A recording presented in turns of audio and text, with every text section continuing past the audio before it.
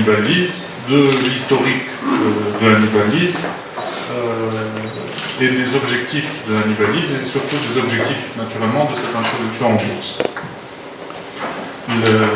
C'est un établissement financier qui a maintenant presque 12 ans d'âge. On a démarré en 2001 avec une équipe 100% tunisienne qui l'est toujours d'ailleurs.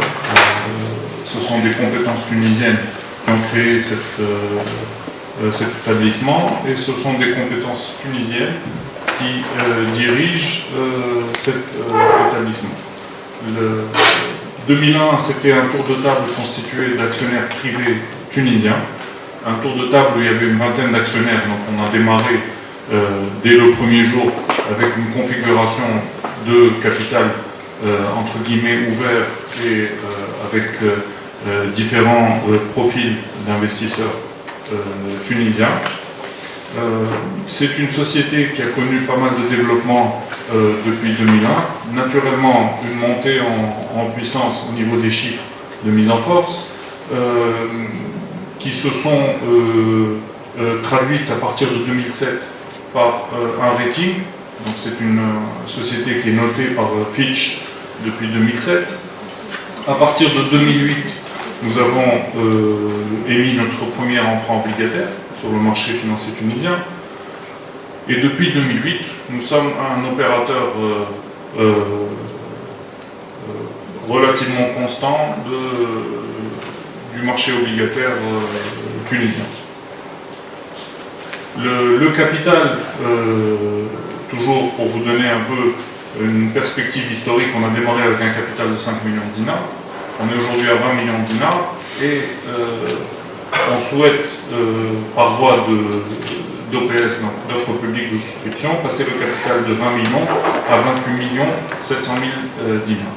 Il est parfaitement normal que le marché financier auquel nous nous adressons de façon répétitive pour les emprunts obligataires ait davantage de visibilité sur Hannibal Lease, et donc l'introduction en bourse entre dans l'évolution naturelle des choses. On regardait les chiffres ce matin, le secteur financier représente quand même plus de 50% de la market cap de la bourse de Tunis. Donc, ça confirme encore une fois la vocation des établissements financiers en général à être à un moment ou à un autre de leur existence en bourse. Donc cette première phase, Inch'Allah, se termine dans de bonnes dispositions. Maintenant, le pourquoi.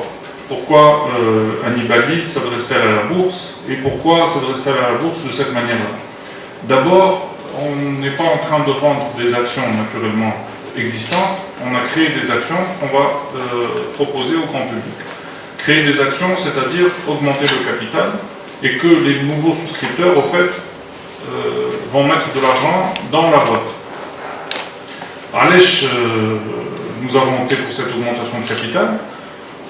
Nous considérons d'abord qu'un établissement financier a toujours intérêt à avoir le maximum de fonds propres. Donc, des fonds propres additionnels sont les bienvenus.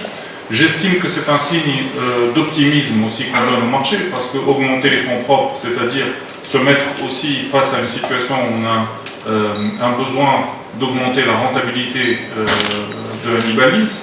Donc, j'espère que ce sera en tout cas considéré comme une vision optimiste en l'avenir.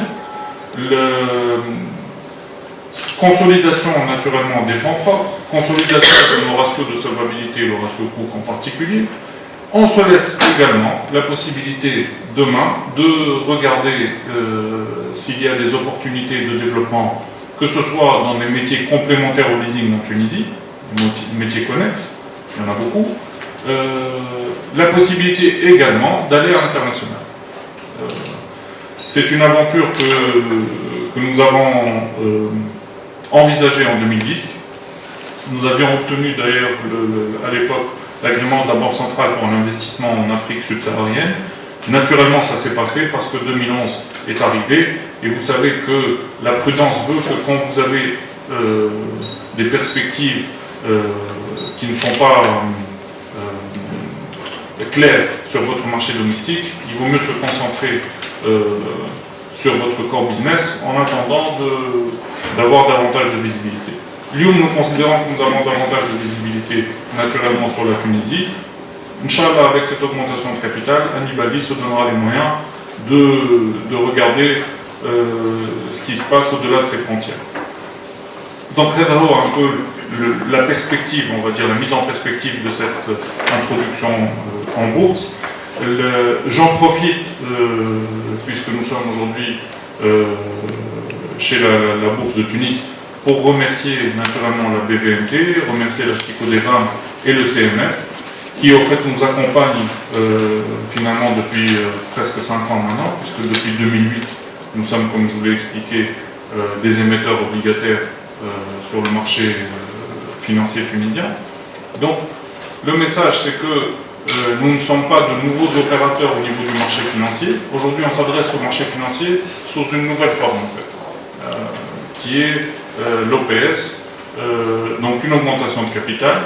Et je finirai encore une fois cette intervention sur ces objectifs-là. J'en profite également, puisqu'ils sont présents, pour remercier MAC et particulièrement Simouna Ben Charben, Madame J.M. Befad, tout simplement parce qu'au fait, le marché financier pour Anibal-Lys, ça a toujours été à travers MAC. Donc MAC n'est pas dans une relation nouvelle avec Anibal-Lys.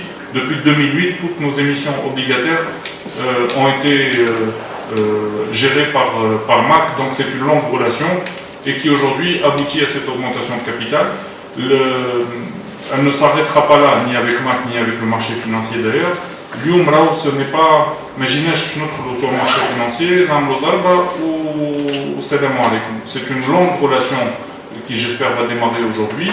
Au niveau de la cotation, il ne faut pas oublier qu'Imacotel, comme un établissement financier, a toujours vocation à avoir besoin d'augmenter ses fonds propres. Inch'Allah, les années à venir vont nous obliger à augmenter nos fonds propres, parce que ça voudra dire que nos encours sont en augmentation et que nous sommes sur des perspectives d'investissement.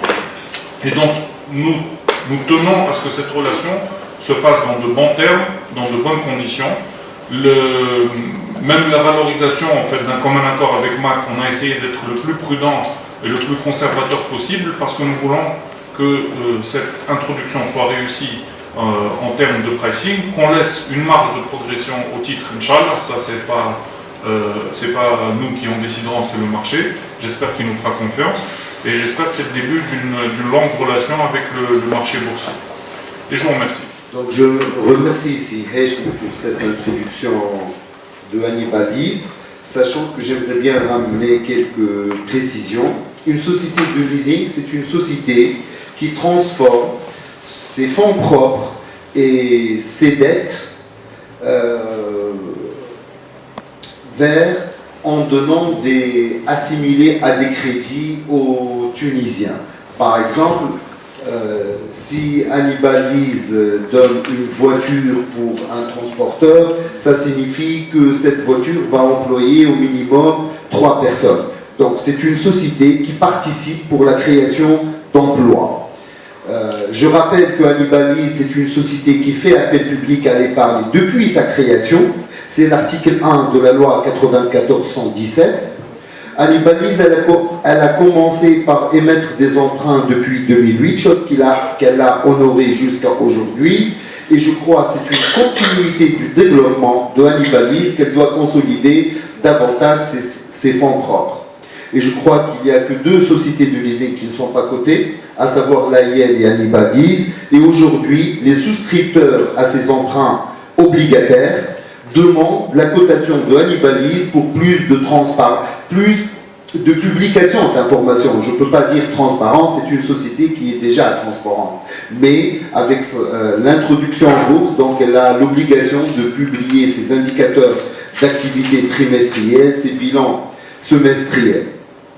Donc c'est une opération qui va consolider ses fonds propres sous forme d'une augmentation de capital d'un montant de 16 millions de dinars.